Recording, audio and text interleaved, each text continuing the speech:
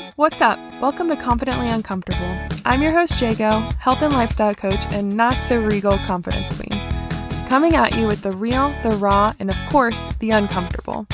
My mission is to show you that to be confident, it has absolutely nothing to do with being perfect or having it all together, and everything to do with you getting uncomfortable and pushing your limits. Thanks for joining me. Let's dive in.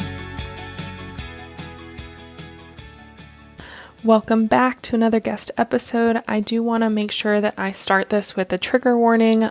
We do talk about death, drugs, and domestic abuse in this episode. It's a very powerful one coming from the heart with our guest, and I hope that you enjoy. Thank you. Yes. All right. We are back with an exciting guest on the Confidently Uncomfortable podcast. We have Miss Ashley Fillmore, one of my good friends and amazing coaches. She is a sustainable weight and fat loss coach. She's so amazing with all of her clients. She helps women just feel great in their skin, heal from dieting, but she has a powerful story for you all today. I'm just really excited for you to get to know her because she truly actually just has a heart of gold. I don't know how to explain it other than we met in a mastermind together and immediately just felt connected. And the more that we talked, the more I'm like, this girl is amazing because she's so strong, but she's so kind-hearted at the same time.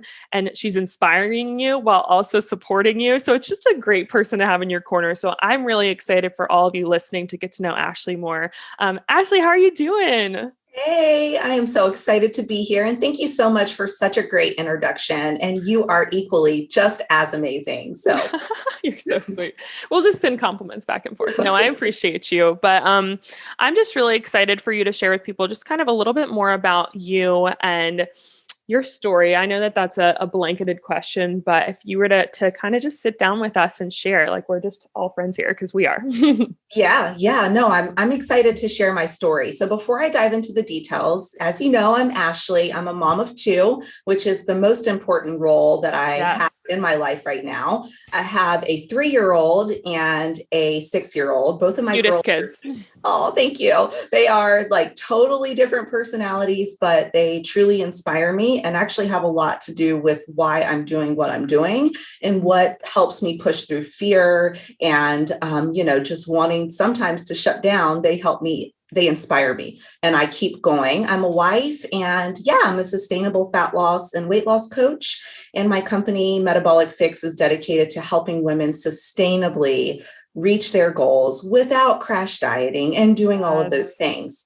So my story actually has a totally different start. And before I share it with you, I want you to know that it's taken me 18 years to share this story. Mm-hmm. This year, 2021, has been the first time I've actually pulled the Band-Aid off and fully shared my story. Maybe over the last couple of years, I've shared bits and pieces. Mm-hmm. Oh, my mom passed away. I've been on my own for a while, but I've never really shared the full story until early this year. And that's around the time we met. Yep. And so I decided that I wanted to share my story, and it's super scary and it's very vulnerable to share it. But I hit a point in my life, and this year I'm constantly reminding myself that if it can be a service to someone else, one person, it's worth sharing.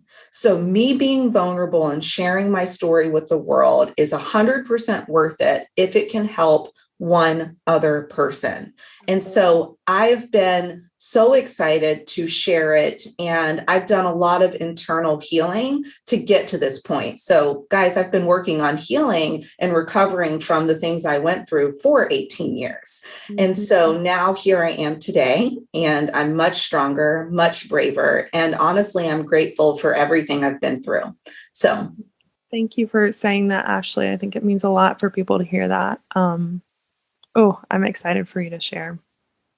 Yeah. Well, if you're ready, I think we can start maybe back to the beginning. And I think that will really help kind of show everyone what it's taken to get to where I am today. So just to rip the Band-Aid off, when I was 15 years old, my mother suddenly passed away, and I did not have a father figure, or, my father was not present in my life.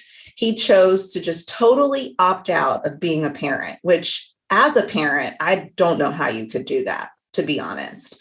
My mother was a single mom. She was working 3 jobs. There were times when she'd fluctuate between, 2, 3 jobs.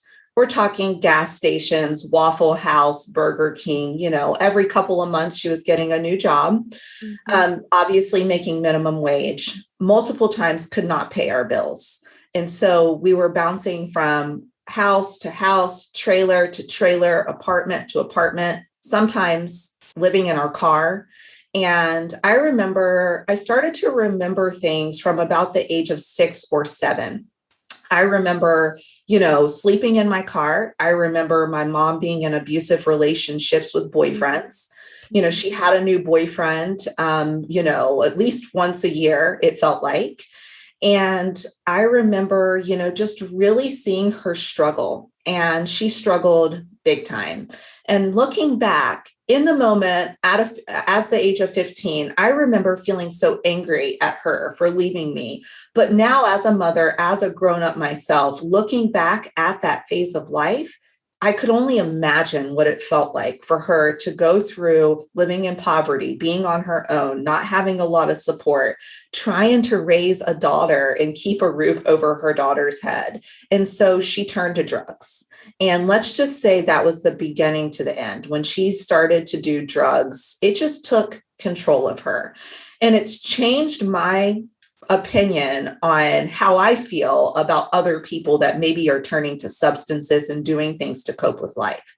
Because I literally had a front row seat to the realness behind what it really looks like. And I was also a very young adolescent, teenager, watching literally front row seat to watching this take over my mother's life. She tried really hard to keep her head above water still, but it was literally like, a rope. One direction was pulling her to the drug addiction. The other was pulling her to wanting to survive and be a good mom. Yeah. But, as soon as she would get ahead, something would happen and it'd pull her in the other direction. And so life was really, really hard growing up. And confidence wasn't something I was built with. My mom was not confident. She had a lot of abusive boyfriends, and which also led and contributed to the drug addiction. Yep. And so let's just say being confident wasn't something I was raised around. Living in poverty was my norm. I very much so realized I was the different one in school. And if anyone's listening right now and you've lived in poverty, you know what I'm talking about. You go to school, and even in an elementary school, you start to pick up on the other kids that are going on field trips, that are wearing nice clothes, that are packing lunches from home. Mm-hmm. Yeah. And you don't have those things. So I realized I was really, really different. And that was lonely.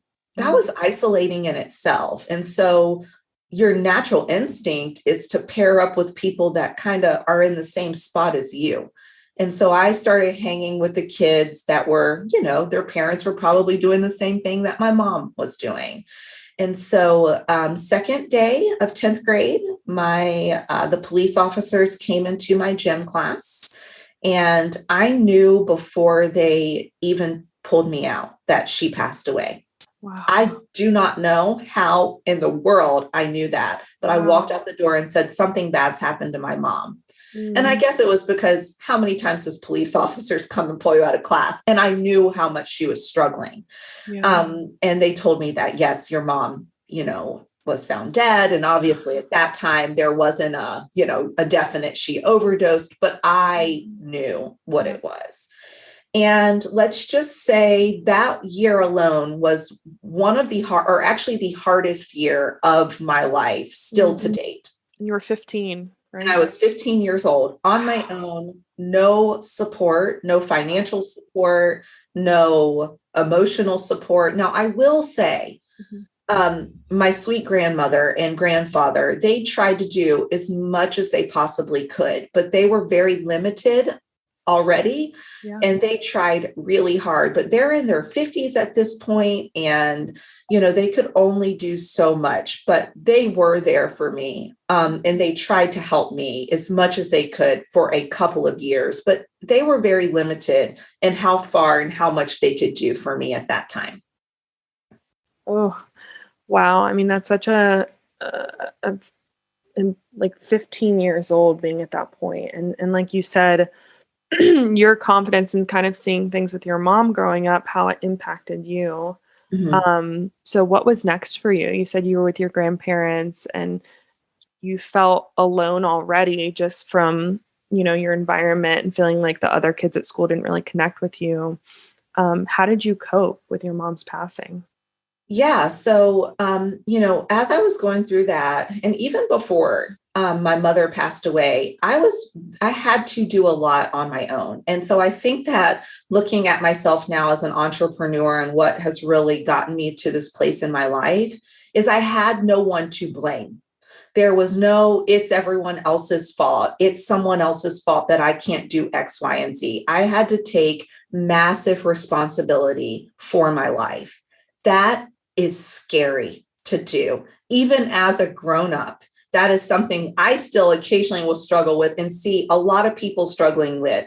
Absolutely. Is taking responsibility, looking at that person in the mirror, which is yourself, and saying, I am responsible for my life and my outcomes. So either it is going to be, I'm going to end up in a trailer park like my mother and have that life, be with abusive men, live in poverty. That was the life I knew. I knew that so well.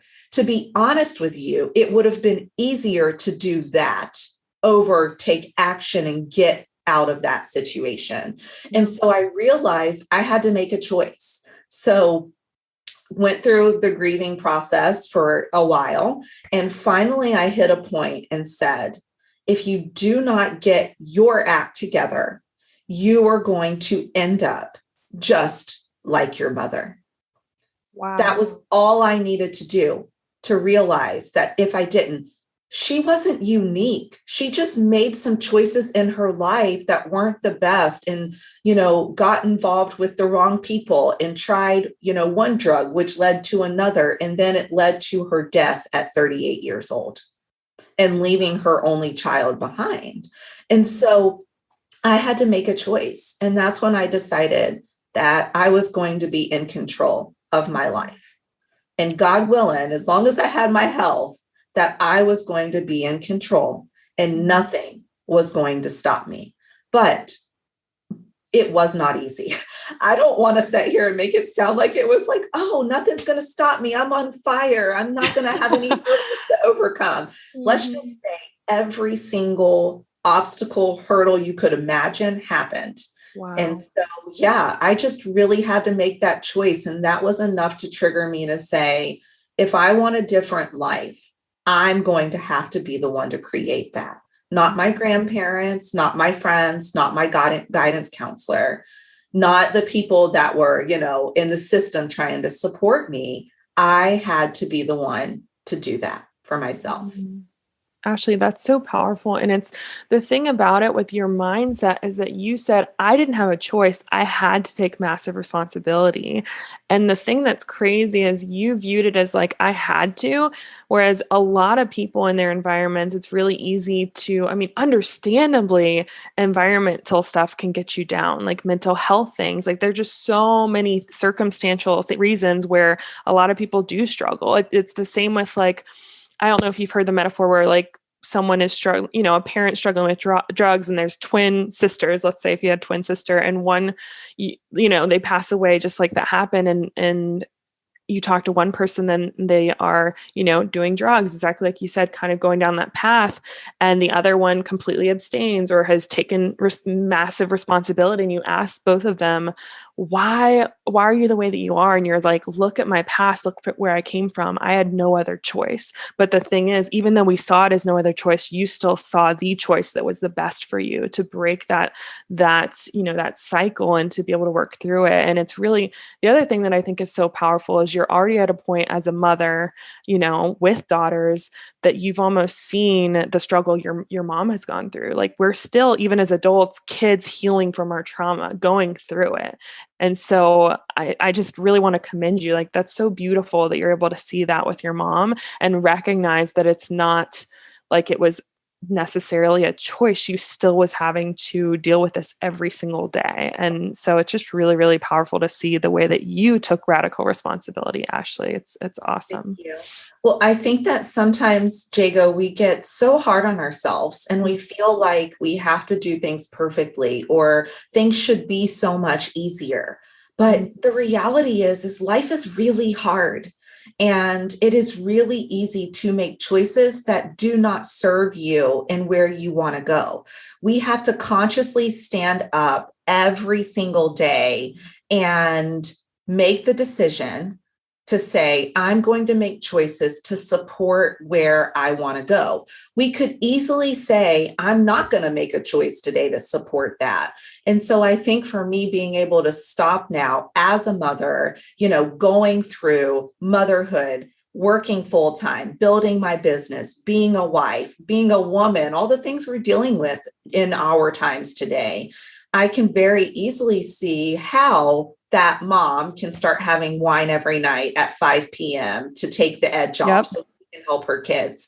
I can understand why, that woman that maybe is taking painkillers for back pain would take an extra one because she's struggling and life is really hard and scary. And the anxiety is just so much that she can't handle, or the depression. And these are real things that we go through, but you don't see it on social media. And this is why I wanted to speak up and share my story and say, hey, even if you feel like everything is against you, you can still make a path. It may be really, really hard to see it fully, but just clear out enough for you to take that next step and take that next step. Don't worry about 10 steps from now. I could never think about that. It would put me in a panic. It was always, what can I do to take that next step? So at 15, that's what I started thinking. I'm like, okay, step one, I have to graduate high school. So if I want to do, anything with my life at this point, I'm thinking I have to graduate high school. Yes. I was the first woman in my family to graduate college. So I went on to high school, graduated, and then, which was quite a struggle, to be honest with you, for this reason, because when you are living with an addict and you're younger, for me at least, it wasn't a situation where I had a high functioning addict in my life. So it's not like we lived a normal life. I wasn't in school a lot because we moved around a lot. And so we never really stayed in one place. So let's just say sometimes I'd miss 2 or 3 weeks of school as we were moving. And then I'd go into a new school system. And I always felt like I was never able to just stay grounded. So really, I had to learn a lot that I missed to just catch up. And so graduating high school, I really had to double down. I had to get tutors. I had to do everything to ultimately teach myself all of the things I never learned in 9th grade or middle school or elementary school. And so I did. I graduated and then I went on to college, but it was always, what can I do to take that next step? And no matter what, I always figured out that next step. So if you're listening to this and you're feeling stuck right now, or you feel like you have a million obstacles that's in your way of moving forward, don't plan out the next 3 months or 6 months. It was literally for me, okay, what do I need to do next? Okay, so I need to make some money so I can provide myself with groceries and food as I'm going through school. Okay, I'm going to get a job. And so it was always just that next step. And I've honestly been attacking my life goals like that every since. And still to this day, it's not so much trying to map out every step. It's just mapping out the next step, if that makes sense. Oh, that's so powerful. And I think you said it really well, how you took that as a young kid and continued on. And what I did have a question, I'm like with the tutors and things. So like basically getting the help and support that you needed. Did you do that for yourself? You went and found the tutors, you did all these things to get the schooling and everything you needed? Definitely. Yes. That's really powerful. I mean, as a young kid, I think being our own advocate, I think is again super powerful, and you've continued to advocate for yourself and your dreams going forward. The other thing you mentioned was not letting, people hold, like not letting you hold yourself back if you don't have like a full planned out roadmap, right? So how, like, when were you able to slowly just do this again and again? Like, what would you recommend to someone who's trying to take a first step or a little bit nervous or not really sure what to do? Like, what helps you when you are feeling like the overwhelm of like a big plan and trying to, become independent, live your life, graduate college, all the things? Yeah, I think that's a great question. And it honestly starts with this, is you have to want something better for yourself so badly. I mean, I was so terrified to go back to that life that it was like I was running from a blazing fire or a bear. I mean, that was the equivalent. When I thought back to the alternative, Wow. that that put a level of fear in me. So I actually felt more afraid to go and make choices that were going to put me in that situation that my mother was in versus taking steps and messy action and overcoming that kind of fear to do things to improve my life. And so for me, you have to really want it. If you are struggling right now, step one is asking, how bad do you want it? Yeah. You have to want it bad enough, because when you want it bad enough, you will find a way to make things happen. I 100% guarantee that. When it comes to taking that next step, you have to believe that it's possible, even if you don't know all the steps. And I know that sounds kind of woo-woo, like, oh, what do you mean believe in the I love universe? the woo-woo. But you do. You have to believe. I vision myself where I am today. I created a vision of what I wanted my life to look like. And it's so interesting. 18 years later, my life looks the way that I wanted it to look. Now, did I have moments of doubt? Yes. Are there many times when I thought that I wasn't going to make it? Yes. Are there many times still today that I have fears and doubts come up? Definitely. I am human too, but I will not allow those things to stop me. And so you have to want it bad enough is number one. Sometimes I feel like when we don't really want it, or we kind of want to dabble around with maybe shifting careers or, taking action to improve our health, start a business, whatever it is, if we don't really want it, doing the necessary work to reach that goal isn't going to be worth it. But if you really want it, you will put in the work and effort to do Yep. that. You know what I mean? I know exactly what you mean. And one thing I want to come back to that you kind of glossed over was like, you said you created this vision that you have your life right now. You created this, and for 18 years, you kept that vision.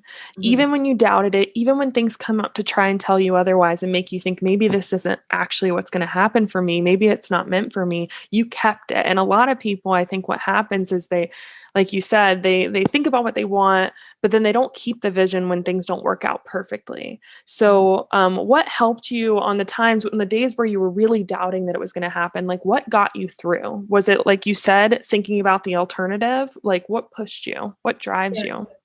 Yeah. So for me, it's thinking about the alternative, but it's also thinking about how much effort I've put in to get to where I am. And that's at Mm, various stages, not necessarily to where I am now. I still do that. But even looking back when, I was literally just, finishing up college, starting my full-time corporate job, I really was, again, I just knew that I could not go back to that life that I lived with my mother. And I was determination. And to be honest with you, when your life hasn't been a piece of cake and easy to get through, you expect obstacles to come up. yep. So here's another tip is if you are going through this phase of life right now where you feel stuck or uncertain or worried, plan and expect for things to happen. They will always come up. And I know for myself, I was so used to things coming up that I expected that. And the drive to want more for myself, for my future family, I just knew that there was a better way to live my life. And if I wanted that better way, I had to be the one to make that path. No one else could give me that. And so I think it all comes back to the responsibility for my life, for my outcomes, my success, my failures, which I look at as just learning, chances for me to learn and grow. And I will say one other thing about this topic is when you are really unhappy and you're fearful and you are just stuck in that place of where you don't really want to be, that alone is motivation to help you get out of that circumstance. Oh, yes. That it's kind of what it makes me think of, like what Eve Guzman says. We have a mutual friend, Eve, and she says, like, choose your hard. And it's like you said, the alternative is either that or better. And like, do we want better? How hard are we going to work for that? And I do want to hit on something because, again, you do a lot of these things so naturally. I don't even think you recognize it. Like you mentioned earlier with your choices, and you're like, I didn't have a choice. I had to take radical responsibility. Girl, you did it. Not a lot of people do. And you took the radical responsibility, which I think is amazing. But then even with the idea of expecting obstacles to come up, it's powerful because, like you said, you've taught that and there's a lot of obstacles that come up. But a lot of times that for people, the expectation of obstacles to come up turns into worry, which turns into paralyzing fear, which turns into not doing anything for themselves, not taking responsibility. So I want to ask you, just because, again, you're doing it so naturally now at this point, it's almost automatic for you. How were you able to expect obstacles to happen and not shift it towards worry, but shift it towards that helping almost make you stronger and less wavering with your goals? Well, actually, there was a point early on that I remember every time something would happen, my car would break down and I couldn't drive to school. And if I couldn't drive to school, online classes weren't a thing. So that meant I wasn't going to be able to finish the semester, which then can open up a can of worms. I'm not going to finish college. I'm going to end up just like my mother. And again, I have a ton of respect for my mother. But at the same time, I don't want the life that she lived. And so I respect her and I can see her struggle, but I don't want that for myself, nor would I ever want to put my children through something like that. But I remember my car would break down. I'd go through these things, my job, I would just not enjoy it. But at the same time, I didn't have a plan B. And it was, what do I do? And I remember feeling so overwhelmed and I cried so many days. I mean, if I could have $10 for every time I cried, I'd literally be able to live on an island right now, fully paid for.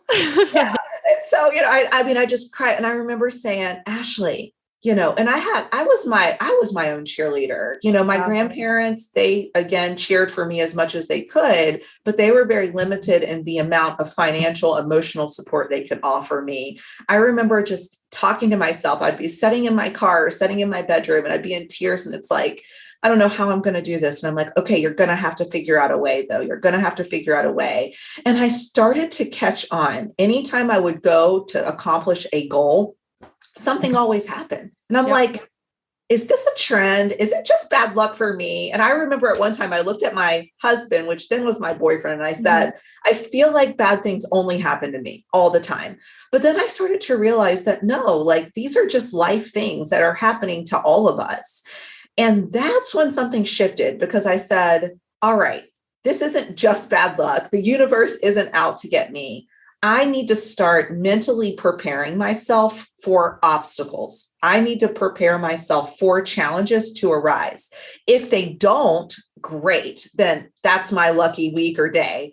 But if a challenge does pop up, I'm ready for it. Because when you have the expectation of perfection, when something does happen, you do switch over into, see, this wasn't meant to be. I just can't do this. I'm not good enough. I have horrible luck. I'm just going to quit right now. Yeah. And you don't know how to deal with it. But if you can go into it expecting obstacles to arise, this could be with your body composition goals, your career, whatever you're trying to pursue in your life right now. Yes. I mean, I even tell my clients, expect for things to come up.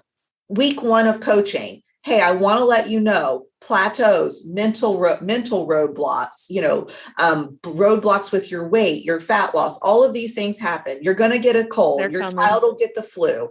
This is life. And when I tell my clients that up front, it's amazing when those things do happen. They're like, oh yeah, Ashley told me this was normal. This was going to happen. You need to do that with yourself is when you're going to do the thing. As you know, Jago, with entrepreneurship, it's not like create a business and bam, your dream business is built overnight, right? There's so many struggles and obstacles. It's a beautiful experience. But at the same time, if you're not having challenges, you're not doing something right. I mean, it's normal to experience the challenges. And so I think for me, the big shift was realizing that every time I went out to do anything, something always happened. Sometimes it was small, like I don't like my job, which I would just, deal with it until I found a new one. Or it would be larger, as in my car broke down. I have $500 to my name. The car repair is $1,000. I have no parents. I have no one to help me. I need to get to class. How am I going to figure this out? Yeah. And so I started to realize that those obstacles came up and I've started to prepare for them. Through every phase of my life since then. So just such good advice, just like the way that you're mentally ready for it. And I just feel like it's created this level of strength, like that you are unwavering from your vision. Like you are going to, like your 10-year plan, Ash, like you're going to make it happen. I know that you are. It's going to be amazing to see. And I would love for you to kind of share a little bit more about where you're at now. So we kind of talked about you were in school. Again, you got into college, which is amazing. You graduated from college, first generation. And we're still dealing with those obstacles. So like, what was next for you? I want to kind of get to where you are now, because I just think you're freaking crushing it right now. So I want people to hear more about you, and let's brag on you soon. Well, after college, I started my full-time job, and it was actually my internship. So I was already working there. I knew very deeply that I wanted to help people. I love people. I love connecting with people. I love communicating. And let's just say the relationships and the trust that I've built over the years with people, it wasn't just given to me. I didn't have this social network or this large family built up. I had to create my own community, my own friendships, and I ultimately had to raise myself. Yep. And, I really just always sat back and watched how I wanted to be treated, how I was treated, and really how would I want to be treated, and let me go out and replicate that and treat other people that way. Still to this day, that's how I communicate with my friends, with people I know. I try to be very genuine, very loving, very caring. Yeah. And I want to show up for people, because I know what it feels like to have no one show up for you. You're showing up for yourself. And I don't mean that in a pitiful way, but it's a realness. Nobody was clapping for me. I had to clap for myself. Now, I don't want anyone to go through that, but it gave me a resilience to be able to stand up, be my biggest fangirl, build confidence up, even though I lacked it. And when I got through college, I knew that I wanted to help people. And so that is when I went into my full-time corporate job. I was working with clients as a personal trainer, nutritionist. It was an amazing experience. Things were really great at my corporate job for a long time, but then things started to go sideways. Yeah. When you're working for someone else, this isn't always the case, but it was ultimately his business, his rules, and his rules started to change and go against what I believed in. Mm-hmm. As a personal trainer, and again, this is my opinion, but as a personal trainer, I felt like the relationship wasn't complete and I couldn't give my clients everything that they needed. Mm-hmm. I'd see them a couple times a week. they would try to be talking to me about their life, their nutrition, their struggles with their body issues, food issues. In the middle of a workout, they can barely breathe. The gym is packed. There's a 20-year-old male, like with the shirt off beside Oh, them. yeah. And I just would always feel like, okay, yes, workouts are important, but actually the workouts out of everything we're working on is at the bottom of my list. Absolutely. Because if we're not working on the other things, your mindset, your nutrition, the way you view yourself, who you are, how confident you are in your ability to do the thing, you can work out until you turn purple, but you're never going to hit your goal. And so I started to get frustrated. I tried talking to my boss. Hey, can we work in some nutrition stuff? Oh, we'll have to charge more. Well, they were already paying an arm and a leg. So let's just say that didn't work out. And so things started to shift, and it started to transition more into group settings and not so much customized coaching. And one thing after another, I think I got into motion because he was scaling back. And I remember going to my car and crying because I just thought I wasn't worth it. I thought I'm not worth it. If he says I'm not worth it, I'm not worth it. And my identity, my self-worth was very much so attached into my career. This also led to eating disorders, body dysmorphia, all of those things. Yep. But I remember going to my car and just literally, this was one of my moments of crying. And I called my now husband, boyfriend back then, and said, well, that I'm making less money. And it was pretty substantial. And I said, well, I guess this is all I'm worth. I don't think I've done anything wrong, but I'm maybe it's not meeting his standards or whatever. So I stayed there for a little while longer, and I hate change by nature. I love to stay. I don't like to change. Once I get in a situation, I don't want to deviate from that. Yeah. It's like I get comfortable and I just don't want to be uncomfortable. So that's when I started to face a different kind of uncomfortable. I faced the survival, the providing for myself, being my biggest fan, pushing through that kind of fear. But this was a new type of fear I had to push through.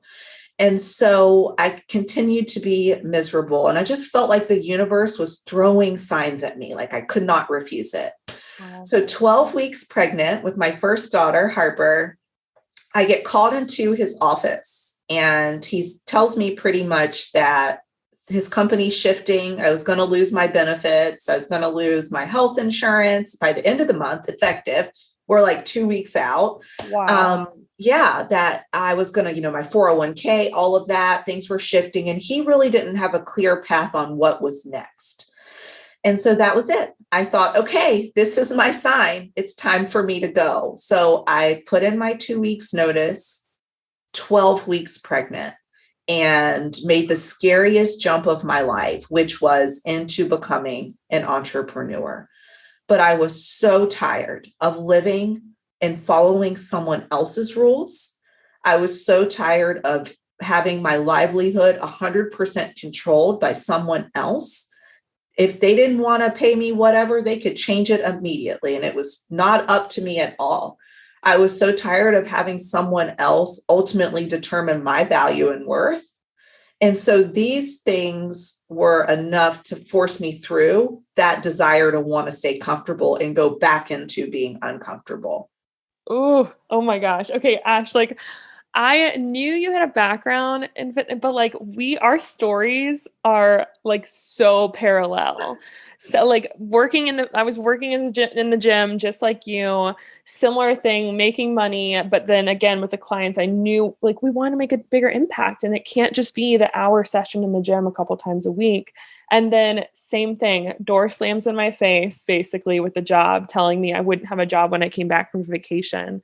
And I mean, I wasn't 12 weeks pregnant. So holy shit, you're amazing. Like that is so powerful. So essentially, instead of seeing that slam in the face of like, okay, I don't have this job anymore, and seeing it as a sign to just give up, you saw it as this is my sign to take the next step, to start doing this for me, to once again, take radical responsibility for your life. So that was the start of Metabolic Fix, correct? Like what kind of came from there? I would love to hear more about that next chapter. So actually, that was the start of me going out as a solopreneur on my own. I was training clients in my garage, in their garage, in their... Same, I love it.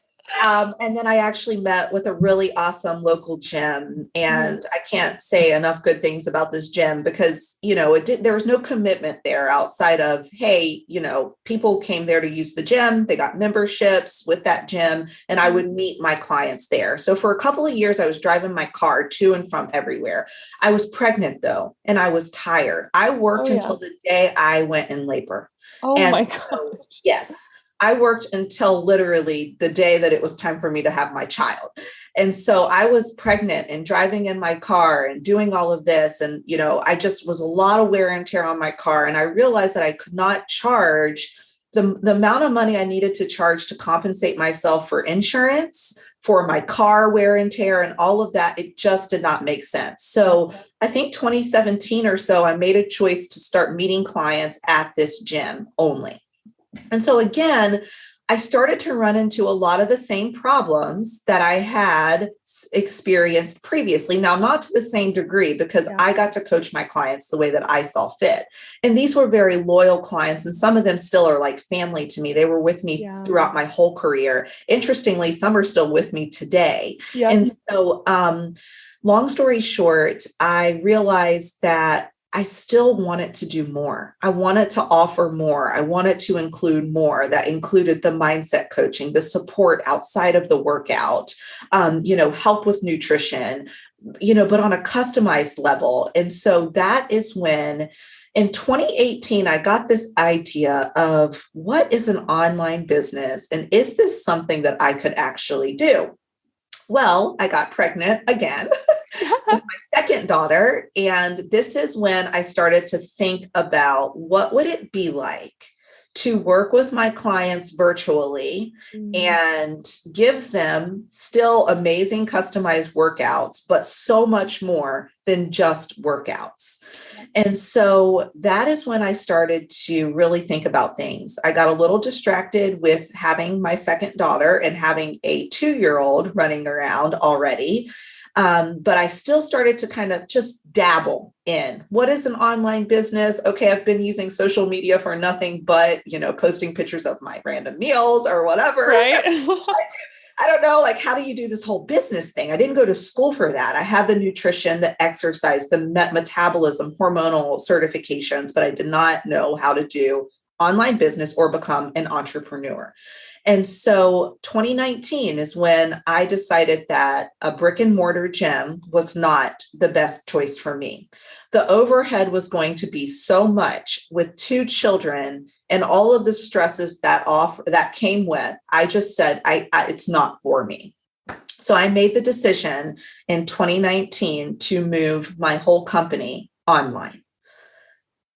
And that was taking a lot of action. And I will tell you, I was so scared and literally shaken in my shoes when I made that choice to leave. So in 2015, when I went out on my own, I had a total breakdown, like, oh my God, I can't believe I'm doing this. And then again in 2019, when I really made the choice to say, okay, I am going to start this new career for myself, and I'm going to take my passion and turn it into my real dream and reality that I always visioned, never had all the pieces, only took that one step, as we talked about early, but I know this is where I want to be. It was just like, you get that feeling, this is it. And I got that feeling. Oh, yes. Oh my gosh. And you allowed that feeling to happen. You created the space for it and you trusted it. Like you said, you didn't know the full plan, but you kept taking steps towards it. And when something no longer was serving that ultimate vision, you found a way to step away. I'm sure having, children, shifted your values even more, where you were like, I definitely want to do that. It's so weird that in like parallel, like 2019 is the same. That is when I quit. I was working with a boot camp company. I quit completely to go online because Tom had gotten to the PA school. And so same thing, 2019, I was like, just trust me. I know we're a single income household now, but just let me do this thing. Give me 3 months. I said, give me 3 months and then I'll get a regular person job. But no, I just need it. And it's so cool that like we didn't know each other then and not until the 2021, but like old 2020, that we were both kind of leaning into that vision. And it's really cool that you have just created all that you've created now, because now you've helped hundreds of women, like you said, step into that confidence. You're working with people business wise, helping them grow their business and their dreams. And so you're living that vision you created, right? Yeah. Yeah. Awesome. It is really cool. And I think it's really important to stop and think about that, because I think human nature is to think about now and what's next, Yep. and not reflecting on the past. But I think it's important for all of us to stop and realize how far along we've came, and the amount, how brave we are for standing up and taking action and doing what we want to do with our lives. I know it sounds so simple, but it's really not, because it's very difficult to want to go, or to allow yourself to go into the unknown, to feel uncomfortable. We don't want to feel uncomfortable. It's like, hey, do you want to go stand in the blazing fire? No, thank you. But at the same time, if you have to do that to get to that next level, then taking that action and doing that is so scary. And so it is hard to take action. And sometimes in life, things don't lay out exactly how, we think that they should. I remember at one point I had a vision, or thought, okay, when I first graduated college, this company is all I wanted. This is great. I can stay Perfect. here. Mm-hmm. Right. But I started to realize very quickly that my boss was ultimately in control of everything: my life, my time, my income, also the nature of my work. In the company I worked for, there were times, especially when I branched out on my own from 2015 through 2018, that my income fluctuated so much. So I didn't have a salary from 2015 to 2017, 2018. If my clients were seeing me, I was getting paid. But if my clients were not seeing me, I was not getting paid. I know that life. And so I was literally living off of compensation. And so when my clients traveled, which happened all the time, that would mean I could literally lose hundreds, if not thousands of dollars. Well, when you have children and family and goals, and you are supporting yourself, that's not really a great fit. Now, I will say my husband, he always had my back. He always backed me up. He had a great job. He could support me and help me through. But still, with the life I've had, and I know you ladies listening get it now, I wanted to be self-sufficient. Of course. It was myself. It was for me. It wasn't my husband. My husband and, fiance at one point, he was great and so supportive, did everything. But it was more to say that I did this for myself. Now, if I want to lean on him, we're a team, but I had to check this off and say that I could be fully supporting myself. And so, and that was other things that really prompted me. But I think with all of us, you're probably getting many signs in your journey if you're ready for a change, or you need to do something for yourself. But sometimes we ignore it because we want to stay comfortable. The thought of being uncomfortable is too scary. Yeah. Oh, I think that, like you said, having the vision and recognizing that's stronger than discomfort, and to keep going after it. I think that's a big step. I also think seeing what you said about like expecting those obstacles to come up, be ready for them, get stronger as you go through them, but don't see them as like a deterrent, like, okay, I just shouldn't do this anymore. It wasn't perfect. It didn't happen perfectly. No one plans for the adversity of the things that come up in our lives, the heartache, the trauma, all of it. And you are such a great example of this, because you've continued to show up for yourself, to show up for your family, to show up for your dreams, even when life got hard. It kind of reminds me, just your approach with this reminds me of a quote by Mel Robbins. She talks about how no one is coming to save you. No one is coming to push you. It's all up to you. And you've really shown that. And I don't know if it's like me too, like this like hyper independence, like we had to prove like I can do this on my own. I don't need any help, but it does feel pretty damn good on the other side of things, does it not? To have proven that and been that strength and that even that example for your daughters. Exactly. It feels so good. And just when you start to build your dream life, there's nothing that feels any better than that. And so I remind myself, and I always say this: if you want it, you can have it. Now, I've hired coaches and gotten help. And now that I am an adult, I invest tremendously in personal development, Yeah. My mental health, my physical health, not so much in the way of obsession with my body. I don't do that at all anymore, but just my physical health, being healthy, mentally being healthy. We met in a mastermind. I'm very much so about, hey, even though I've done a lot on my own, I can't, doing it on my own is not the best way. It's actually the harder route, in my opinion. And so I very much so realized in 2019 that I could not do this on my own.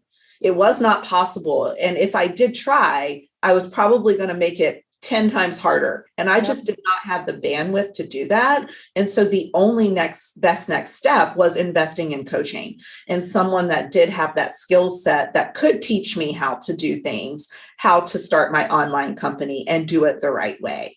And that's been one of the best experiences of my life, because with my personality, combined with that help, it just was all that I needed. It was like gas to the fire. Yes, you become unstoppable. And I think getting to that recognition of like, no, it's okay to ask for help. And it's almost a new level of growth, because I just was always very controlling and not able to give up, and felt like if I was asking for help, I was failing. So getting to a level where you can be grounded enough in who you are and what you want, that you're willing to ask for help, I think is a very powerful place to be. So I'm glad you did, because it helped bring us together too.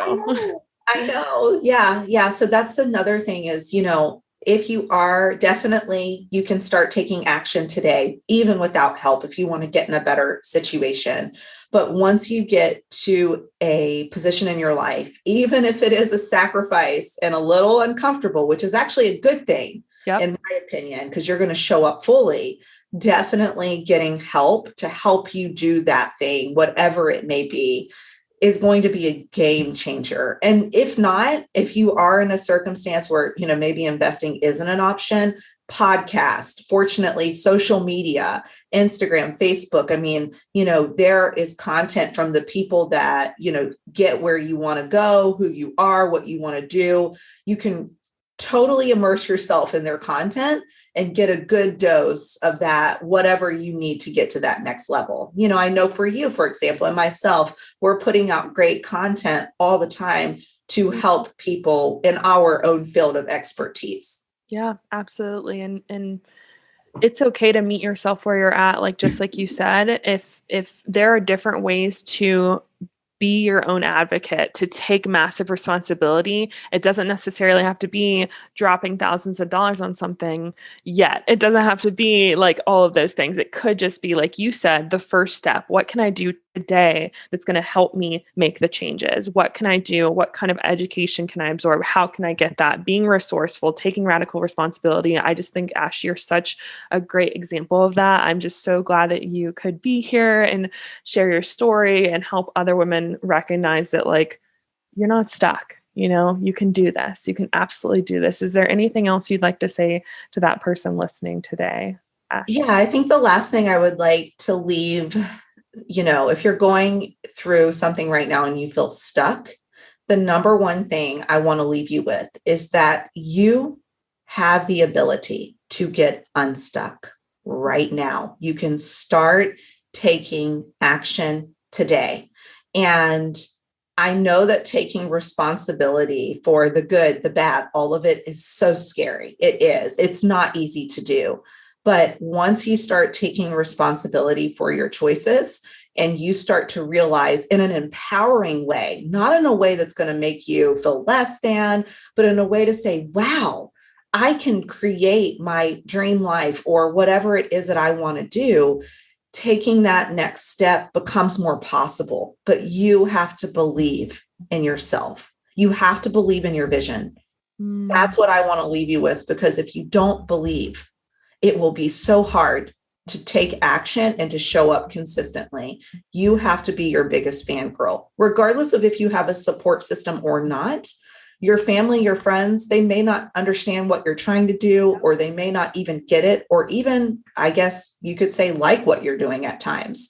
But if you want it, whatever it is, a fitness goal, a health goal, a business goal, whatever it is, You have to believe in yourself, and you have to truly say, hey, I can get tired, I can rest, but I will not quit. Rest, but don't quit, and just take that next step.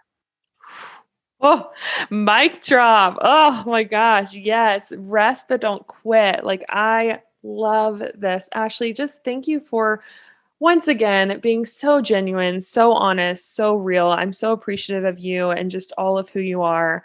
I want to end in kind of like a fun little shift just because we got real serious and I loved it.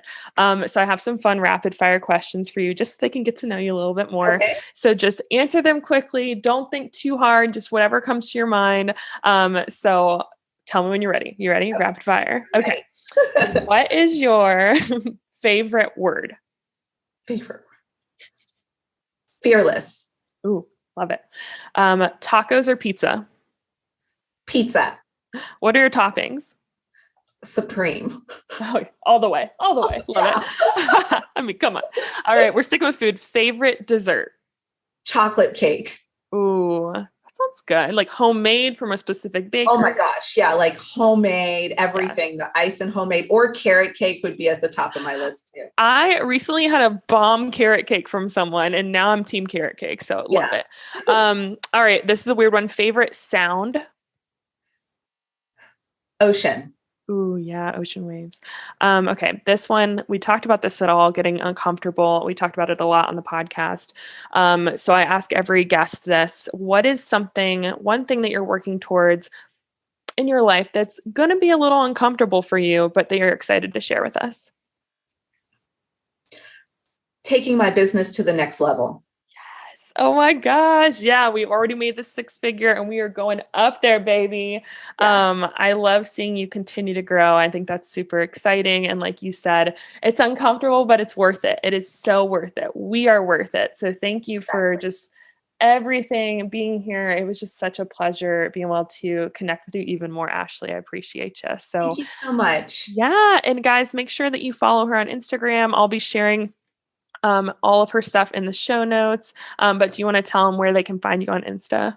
Yeah. So I love Insta. I'm hanging out there all the time, and you can find me at Ashley_Fillmore 1, FILLMORE 1. Always hanging out on Insta. Love it so much. Yes. Shoot her a message, guys. Definitely screenshot and share this episode. Also, share it to someone that you think would be inspired by Ashley's story. I know I'm going to be sharing it with everybody because I loved it so much. And then also feel free to, message Ashley. She's super genuine about, how her story impacted you. And if you ever have any questions, want to work with her more health-wise, I'll be sharing her other info as well. But Ash, thanks for being here today. I really appreciate you. Thank you so much. It was such a blast. So much fun. Thanks, girl. Thanks again for listening to Confidently Uncomfortable. I love being able to connect with you here and honestly don't want it to end. So head over to my Facebook group, Body Confident Blueprint, and be sure to follow me on Insta at JGoFitLife. Also, if you're ready to get real confidently uncomfortable, go leave this podcast a 5-star review and email me the review screenshot, support@jgofit360.com, for a chance to win a free 30-minute fitness audit and goal setting session. I appreciate your support. See you next time.